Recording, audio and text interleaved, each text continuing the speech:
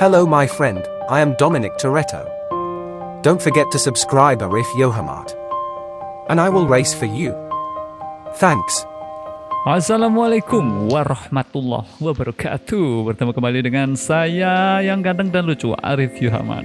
Kali ini kita akan melanjutkan cerita film Kawin Kontra Part 6 karya V. Handayani yang berjudul subjudul ring Uji Nyali Part 6 6. Selamat menikmati. Ciao. Bertaruh 500 juta hanya untuk mendapatkan cinta Arini bukanlah prioritas utama, hingga Angga mempertaruhkan egonya dan menyusul Arini ke kampung halamannya. Angga begitu tertarik dan penasaran dengan keseharian Arini yang sama sekali tidak tergiur dengan pernak-pernik dan segala kemewahan yang telah tersedia di hadapannya. Arini juga bukan wanita yang pelit berbagi. Angga senang mendapat info dari mata-mata yang dikirimnya untuk melihat gerak-gerik Arini setiap saat. Arini selalu membagi makanan kotak pada para duafa di sela-sela liburan kantor. Dipandangnya cincin di jarinya itu, cincin seharga 1 tahun gaji Arini, nilai yang sama dengan kata iya yang diharapkan dari mulut Arini.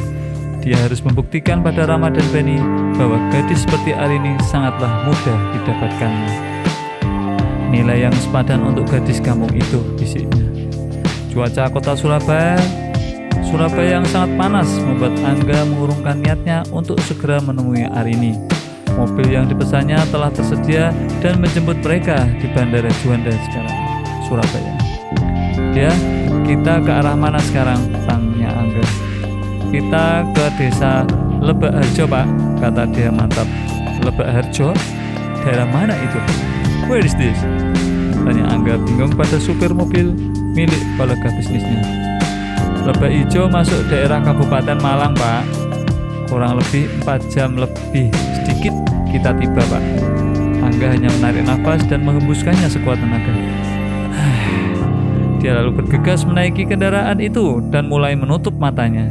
Dia ingin istirahat sejenak, melupakan lamanya perjalanan yang akan ditempuhnya.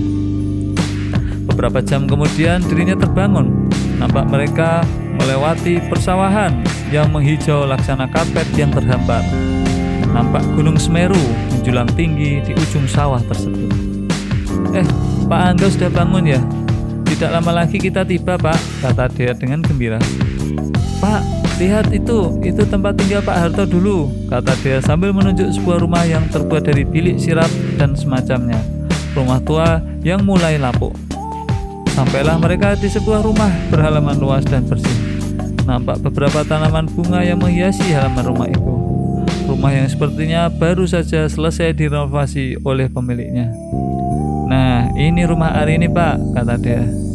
Yang itu di sebelahnya rumah saya, sambungnya lagi. Ayo masuk, Pak, kata Dewa mempersilahkan masuk ke rumah Arini yang pintunya terbuka. Dipersilahkannya Pak Angga duduk dan dirinya menengok ke dalam kamar. Nampak Simbok tengah berbaring di kamar tengah ditemani oleh ibu dia. Mak, dia pulang, Mak, kata dia sambil menghambur ke pelukan emak, wanita yang sangat dirindukannya. Kamu kapan pulangnya, Duk? Kata emak sambil mencubit pipi anaknya dengan gemas. Baru saja, Mak. Mak, gimana keadaan Simbok? Simbok sudah minum obat. Simbok kecapean, Duk. Istirahat kurang, makanya nak dokter ngasih vitamin juga obat tidur. Jadi biar kamu teriak-teriak Simbokmu ndak ngaruh, jelas emak dia. Mak, sini deh, Mak, kata dia sambil menarik tangan emak dan mengajaknya menemui Pak Angga yang datang bersamanya. Emak nampak melongo. Melihat ketampanan Angga, dirinya melotot dan mulutnya terbuka. Hush. Mak, kenalin, ini namanya Pak Angga, kata dia. Bu, ini calon suami kamu ya? Bisik emak. Ih, Mak, apaan sih? Ini bosnya Arini, Mak. Dia hanya nganterin ke sini. Arini kemana, Mak? Tanya dia. Hari ini sedang di kebun belakang metik sayur dan bantuin bapak kamu menanam cabai, jawab Mak sambil terus memperhatikan Angga. Waduh, Pak, tungguin bentar ya, saya jemput Arini dulu ke belakang, kata dia sambil berpamitan pada Pak Angga. Saya ikut aja deh ya, saya ingin berjalan-jalan, lelah juga seharian duduk di mobil, kata Angga. Angga sepertinya sengaja ingin melihat keseharian Arini.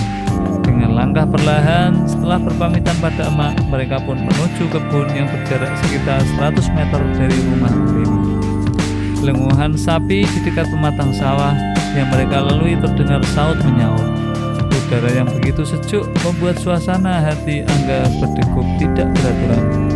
Entah kenapa, dirinya akan bertemu dengan Arini, ataukah dia merasa takut dirinya akan ditolak oleh gadis kampung itu. Angga telah meminta dia untuk tidak mengagetkan Arini. Karena kedatangan mereka, pandangan Angga tertuju pada seorang wanita cantik yang hanya memakai kaos putih dan memakai kaos sarung yang dililit di pinggangnya. Topi caping nampak melindungi kepalanya dari panasnya mentari. Arini nampak asik memetik tomat yang ranum. Sesekali terdengar mulutnya bersenandung lagu yang terasa akrab di telinga Angga. Arini seketika berbalik kepala. Bapak berteriak memanggil nama dia yang telah berada di samping bapak yang tengah menanam pipi cabai. Tanpa dikomando, dirinya langsung berlari memeluk dia, sahabat kecilnya itu. Kalau tahu kamu pulang, kok tidak bareng saja sih subuh tadi, kata Arini sambil menjambil pipi dia. Saya hanya ngantar dia, kata dia sambil menunjuk Pak Angga yang tengah berdiri memandangi mereka. Arini terpaku. Dia sama sekali tidak percaya dengan apa yang dilihatnya.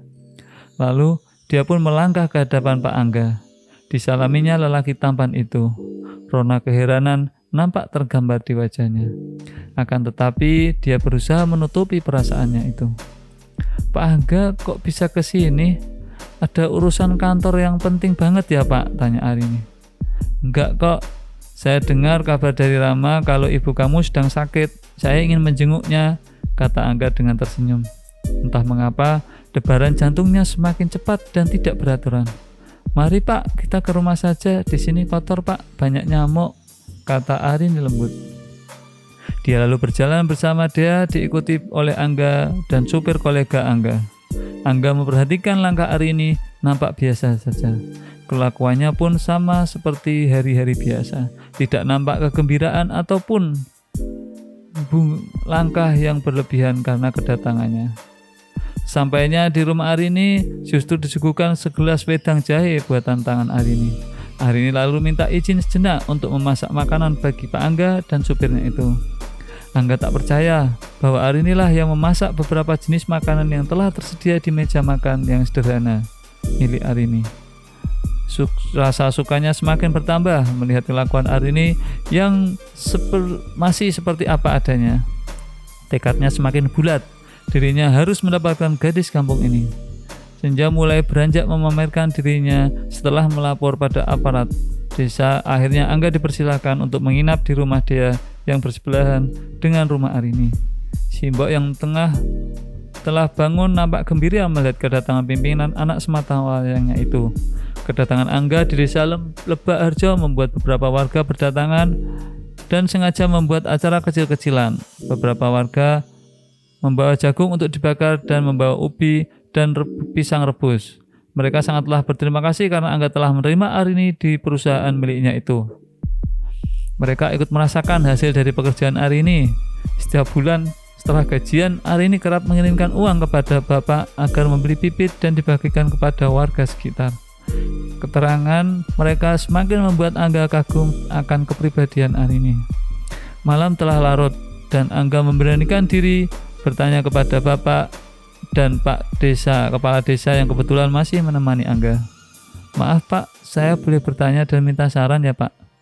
Silahkan nak, jangan sungkan-sungkan, tanya Pak Desa sambil tersenyum. Kira-kira kalau melamar warga di sini syaratnya apa ya Pak? Tanya Angga dengan wajah yang penuh harapan. Oh, ternyata bersambung sahabatku, sahabat Yoha. Part 6 ini adalah penjajakan Angga untuk melihat keseharian Arini di desa seperti apa, dan ternyata di situ banyak poin-poin khusus kelebihan-kelebihan Arini yang ternyata dia mentransfer ke rumah ke orang tuanya, kemudian dibagikan. Dia juga sering bersedekah. Subhanallah, ini mungkin dia jelmaan dari bidadari dari surga. Kaulah bidadari dari surga. Oke, terima kasih telah menonton video Kawin Kontrak episode ke-6. Terima kasih dan tunggu kelanjutannya di episode ke-7. Assalamualaikum warahmatullahi wabarakatuh. Ciao. Assalamualaikum. I'm Captain America. Don't forget to like and subscribe to RF Yohamart. And I will protect your city. Thank you.